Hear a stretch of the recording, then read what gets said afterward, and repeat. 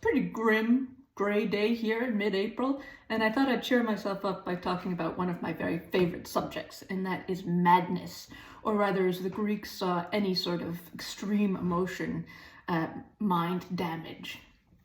Which brings me to my second favorite topic, and a really great way to illustrate or think about mind damage in Greek art, and that is maenads. The name in Greek means the mad ones or the raving ones, and it's generally a term applied to the female followers of Dionysus when they are in this heightened ecstatic state, sort of activated by the presence and the power of the god. So in a lot of representations, maenads are shown dancing wildly in nature, darting around, rending animals, and sometimes men, from limb, and handling snakes.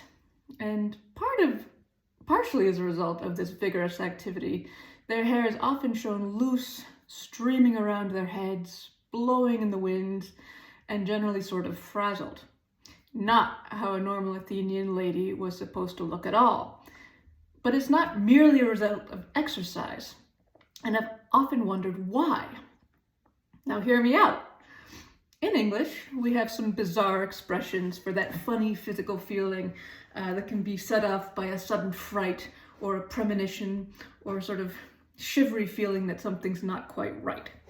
So we have the word goosebumps, gooseflesh, yikes, my hair is standing on end, or oh, someone just stepped on my grave. The weird phenomenon is very real, so the hair follicles are sort of stimulated by sudden changes in adrenaline, and the actual term, the medical term, is wonderful. It's horripilation, sort of horror and pilos mashup. So the Greeks were really tuned into this hair-raising phenomenon, and so authors from Homer to Plato to Euripides describe their characters as sort of activated in this way. So the hair would stand up on their limbs.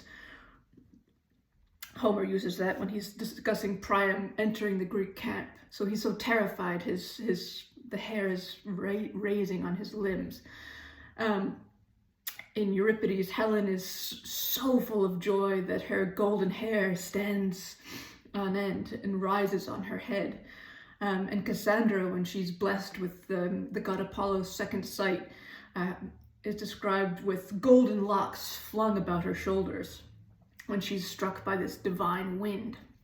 And so these extremes, these sort of mind damage, are visualized in literature, and I would argue in art, with hair.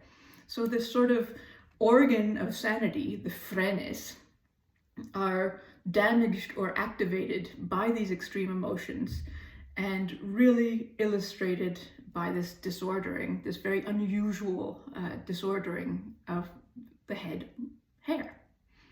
Thanks.